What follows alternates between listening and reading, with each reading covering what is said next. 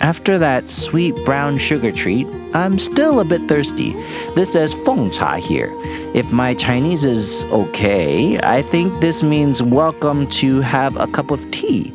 Let's check it out, shall we? This place has such an old school vibe. Hey, there's tea inside. Look at this ladle. It's so special.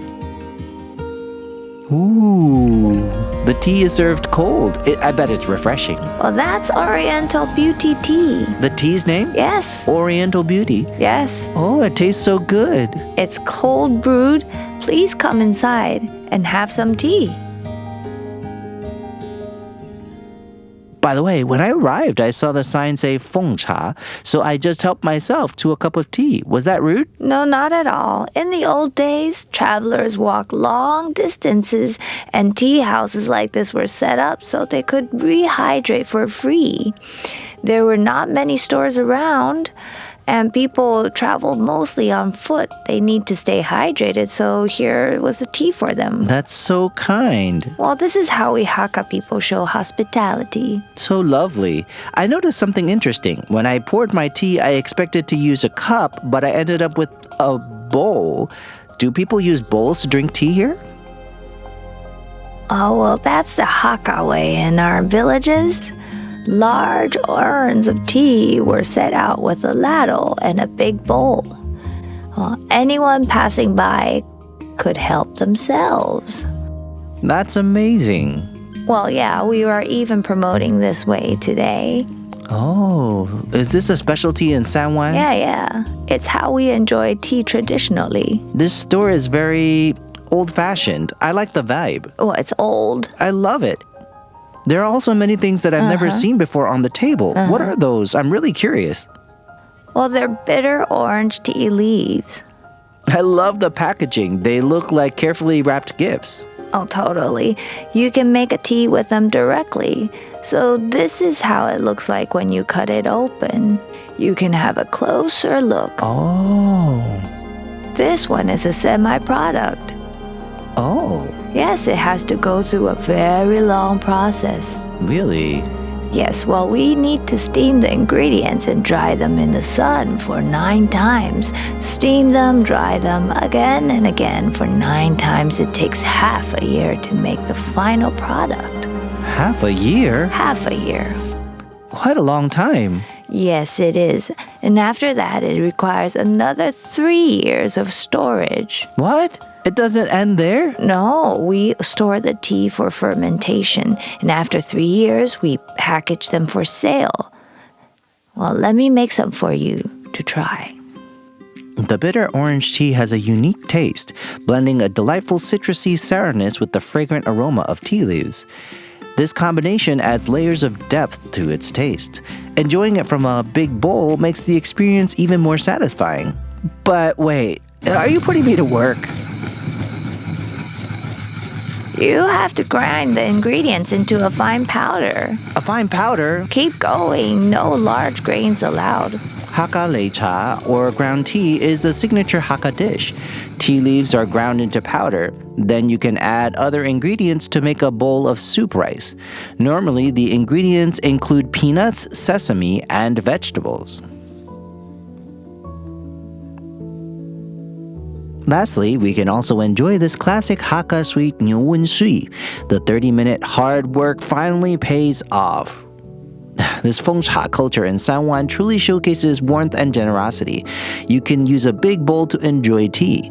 It's okay to have one bowl after another. It's very interesting. Having been in Taiwan for quite a while, I've noticed that free samples are common in department stores and street markets. But there's always an unspoken expectation. You gotta buy something. Sometimes taking an extra sample, I might feel a little bit guilty. You try, and if you like it, you often feel pressured to purchase it. But in Sanwan, it's different. The tea is excellent, and you're welcome to drink as much as you like. That's the genuine hospitality of this charming town. Drinking tea here makes me feel at home. But when it comes to the taste of Sanwan, I've heard there's one more place we can't miss, U.AMAZING's restaurant. Let's go and check it out.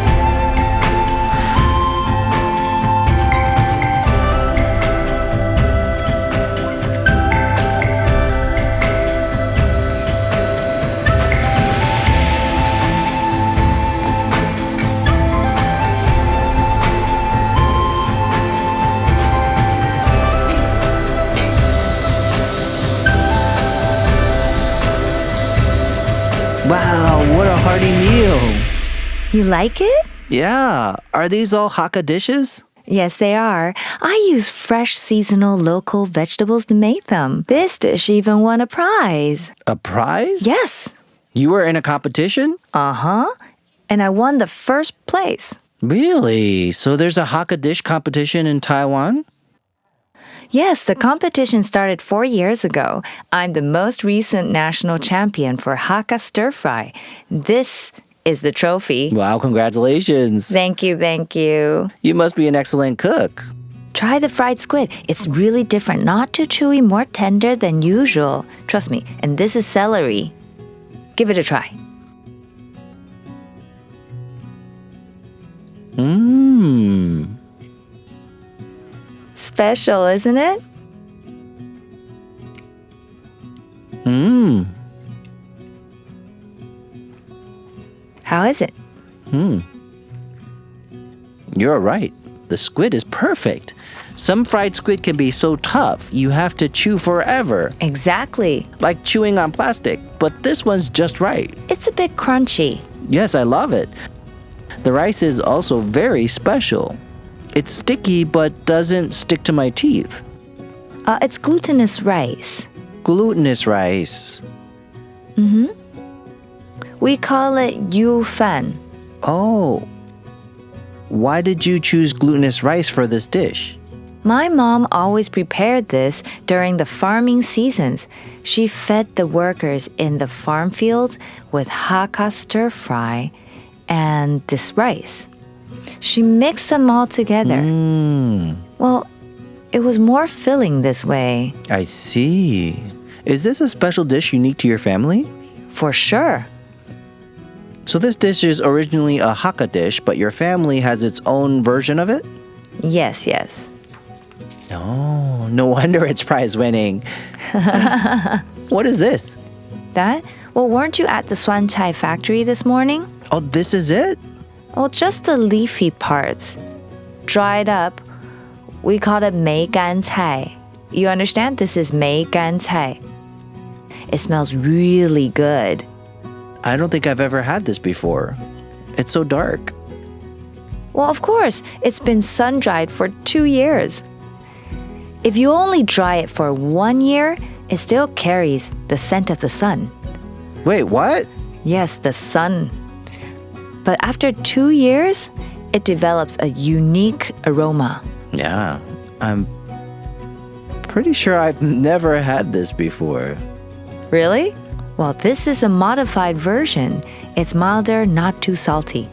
When I was making suan cai this morning, the sour smell was intense. Right. Yeah, and it was heavy. When I accidentally got some of the liquid on my tongue, it was crazy salty and sour. But this one is not as salty and not that sour either. It has a sweet taste instead. It's sweet and sour. Yeah, you're right. It's better than I expected. I like it. All right, well, now I'll introduce you to a popular dish in my restaurant, herbal chicken soup. Oh, it's dark. And this is cordyceps mushrooms. Looks like worms. They're crunchy. This smells interesting. Oh, actually, I love it. Lately, I've been into herbal food. Oh, really? Yeah, they're usually low carb, which means fewer calories. I love it. Well, this is all natural. I didn't use any additives. I made the broth myself. It's really healthy. Yes, I'd like some more. of course. Oh, this is so good. Would you like some meat? I'm good. Just more soup, please. After a long day, Ao tries to feed me with meat like a caring mother. But Ao, I'm stuffed already. I can't have another bite.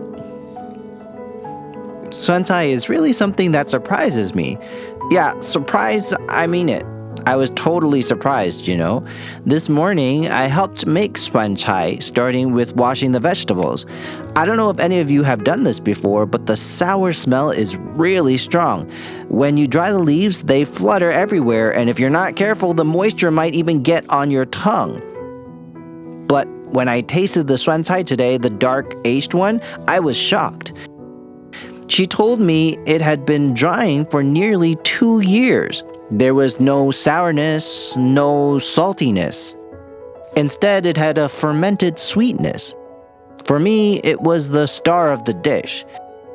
Even though the dish was supposed to highlight the braised pork with the suan cai underneath, if I had to choose, I think I'd taste an entire plate of just suan cai. It was that good.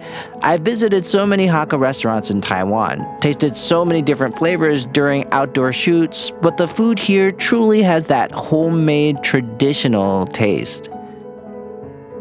Take their Hakka Stir-Fry, for example. Wait, is that stir-fry? Yeah. I asked her why she mixes the rice in with everything, because in my experience, it's usually served separately. And she told me that's how Mom made it for us when we were kids, so we wouldn't go hungry. It's a family tradition, a unique twist on Hakka cuisine. Not the most standard version, but still authentically Hakka in its own way. After enjoying such an amazing meal, I discovered another local specialty, bitter tea oil. Sounds like the perfect souvenir to bring home and share with everyone.